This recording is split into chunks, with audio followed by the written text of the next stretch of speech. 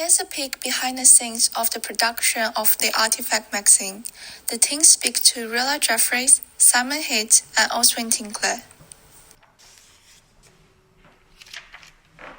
We're here at LCC doing a behind the scenes of this year's Artefact production.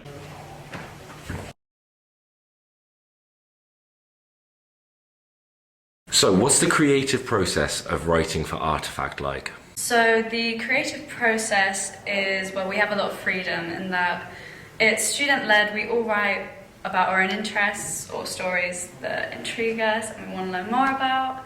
And yeah, it's really fun. Well, I've written stories about just people that really inspire me. I've written about the commodification of Frida Kahlo. I've written about more science-led articles like processing trauma using modern medicine. And yeah, I think Artefact really has a range of different articles from all ends of the spectrum. I think the Artefact covers all genres in that it doesn't just cover hard or soft news, it covers a range with articles of all different lengths. So I think it is quite unique. So in the process, I am a writer and I'm also creating the flat plan as well as the contributors list. And what is the flat plan? The flat plan is basically the deconstructed version of the magazine on a spreadsheet, and basically I just have to name where the stories go and justify why I put the stories where. And has that come easy to you?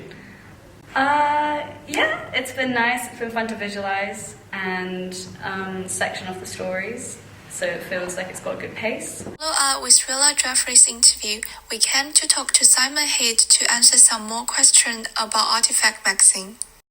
And I'm the Programme Director of the Journalism and Publishing Programme at London College of Communication. So the theme behind this year's print is the cost of living crisis, which is obviously a big issue for all of us. It probably bears particularly heavily on students. A number of students wrote about the cost of living crisis for the magazine and for the website as part of their project, so we felt it was a really appropriate theme for this year's magazine. The process behind selecting the cover is quite a long, complicated one, because we look at covers from previous issues of the magazine, and we had many different approaches: photographic approaches, graphic approaches, text-based approaches, illustration approaches. We look at other magazines for inspiration, what people have done. We try and come up with ideas. You want to be inspired by other magazines, but not to copy other magazines. So we think a lot about that, and we think about the theme. So the theme obviously is the cost of living crisis. What's a way in which we can interpret that theme? And then gradually, because there's quite a lot of people in the room, we discuss it, not everybody agrees, but we try and reach a consensus on the approach. Well, it's a magazine by students, for students, but also for people who are, may not themselves be students, but share the interests of the people who produce the magazine. So probably most students are younger people, as you would expect, because of the university we are. There's an interest in arts and lifestyle things, which is quite present in the type of University of the Arts London is. The student body is very diverse, so we have, I think, a very diverse range of topics in the magazine. The printing process is, most of the magazine is a 4-colour magazine, so that means that it's printed with 4 different colour inks: cyan, magenta, yellow and black. Each page goes through 4 separate processes, one for each of those inks. So if you were there watching it, you would see it come out with just a...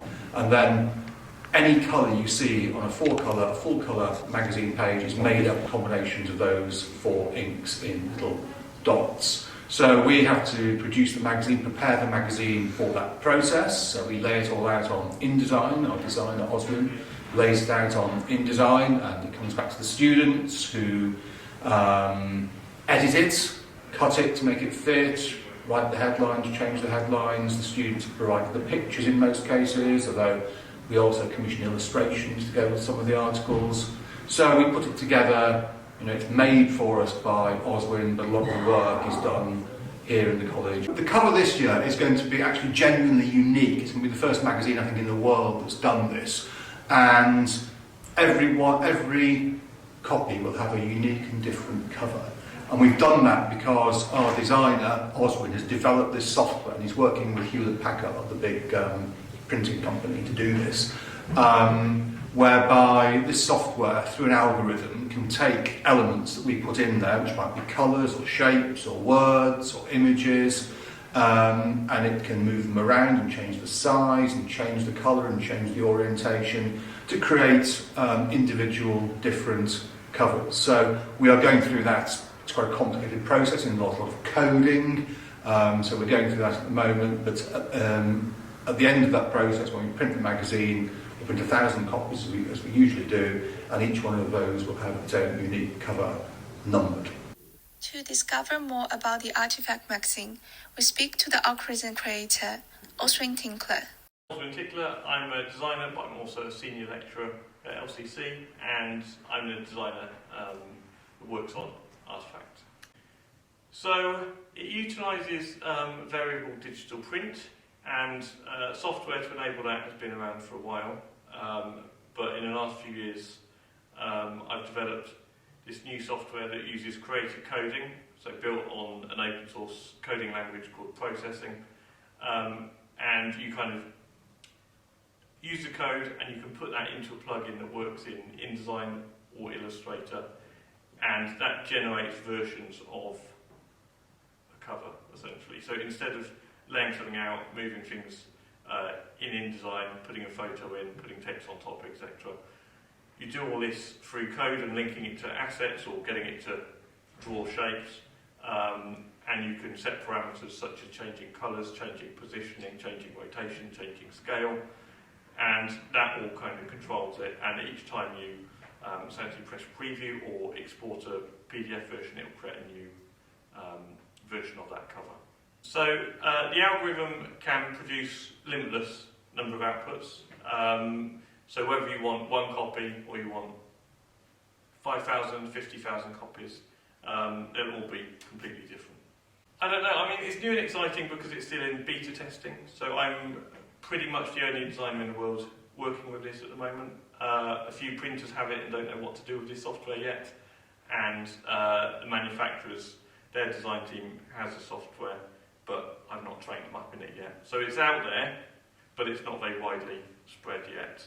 So it's new and exciting. It was produced by Stephen Madden, Kaylin Biggs, V. Sivan Kumar, Alice Stephen Dever, Oberon Crosby, Jackie Jen, and Yi Chen.